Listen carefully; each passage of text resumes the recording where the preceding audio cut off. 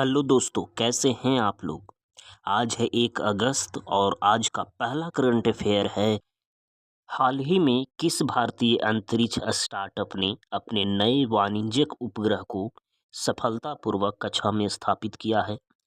पहला ऑप्शन है sky root aerospace, दूसरा ऑप्शन है पिक्सेल, तीसरा है अग्निकूल कॉस्मस और चौथा है ध्रुव स्पेस। तो क्या होगा आंसर। तो इसका आंसर होगा पिक्सेल। यानी कि पिक्सेल भारत का एक अग्रणी स्पेस टेक स्टार्टअप है जिसने पृथ्वी का high revolution hyper spectral data प्राप्त करने के लिए अपने कॉमर्शियल सैटेलाइट को सफलतापूर्वक अंतरिक्ष की कक्षा में स्थापित किया है। अगला करंट अफेयर है।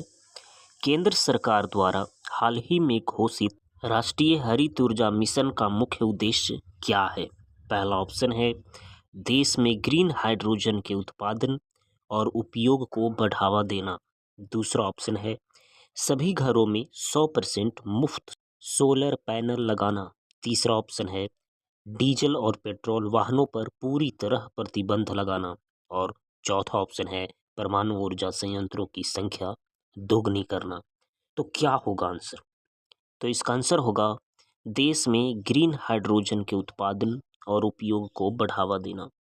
यानी कि इस मिशन का मुख्य उद्देश्य भारत को स्वच्छ ऊर्जा के क्षेत्र में आत्मनिर्भर बनाना तथा ग्रीन हाइड्रोजन के वाणिज्यिक उत्पादन और निर्यात में दुनिया का प्रमुख केंद्र बनाना है, जिससे कार्बन उत्सर्जन में भारी कमी आएगी।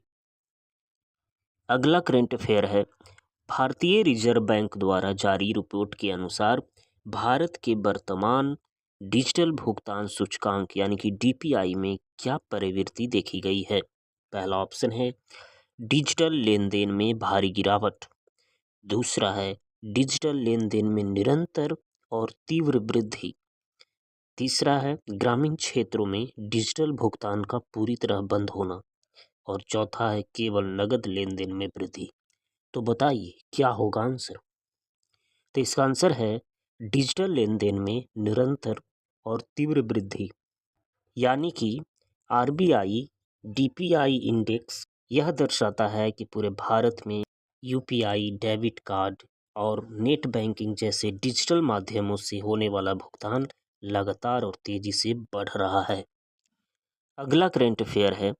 हाल ही में रक्षा अनुसंधान और विकास संगठन यानी कि डीआरडीओ ने किस नई पीढ़ी की मिसाइल का सफल परीक्षण किया है।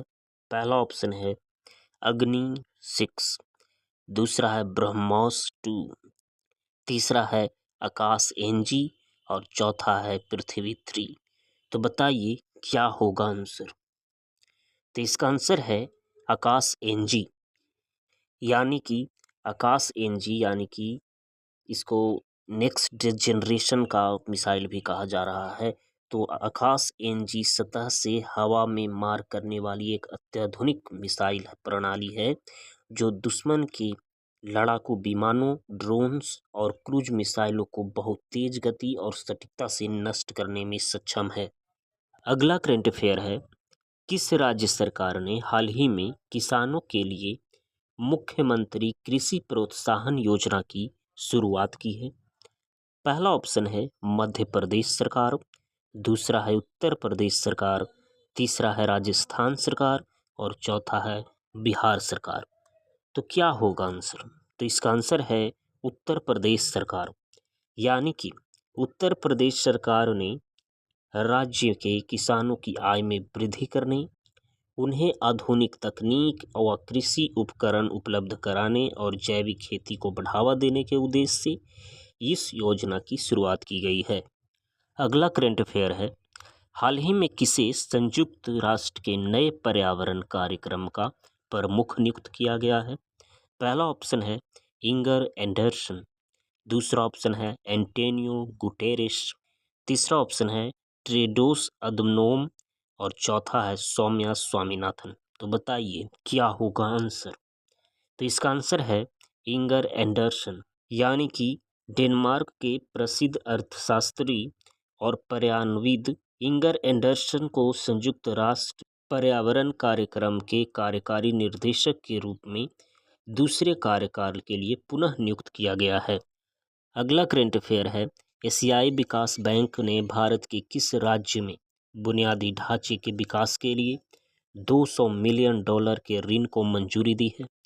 पहला ऑप्शन है गुजरात, दूसरा है तमिलनाडु, तीसरा है महाराष्ट्र और चौथा है कर्नाटक। तो बताइए क्या होगा आंसर?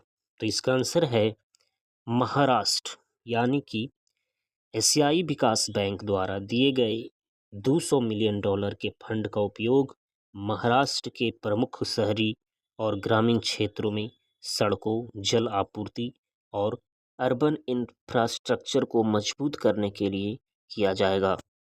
अगला करंट अफेयर है, हाल ही में घोषित राष्ट्रीय फिल्म पुरस्कारों में किस फिल्म को सर्वश्रेष्ठ लोकप्रिय फिल्म का पुरस्कार मिला है? पहला ऑप्शन है RRR, दूसरा है कांतारा, तीसरा KGF चैप्टर 2 और चौथा है पुष्पा। तो बताइए क्या होगा आंसर? तो इसका आंसर है कांतारा, यानी कि कन्नड़ सिनेमा की ब्लॉकबस्टर फिल्म कांतारा को उसके उत्कृष्ट निर्देशन, लोक संस्कृति के बेहतरीन प्रदर्शन, व्यापक जनप्रियता के लिए सर्वश्रेष्ठ लोकप्रिय फिल्म का राष्ट्रीय पुरस्कार दिया गया है। तो दोस्तों आज बस इतना ही। वीडियो अच्छा लगा हो तो लाइक करिए। अगर आप नए हैं और चैनल को सब्सक्राइब नहीं किए हैं तो चैनल को ज़रूर सब्सक्राइब कर लीजिए। मिलते हैं अगले वीडियो में।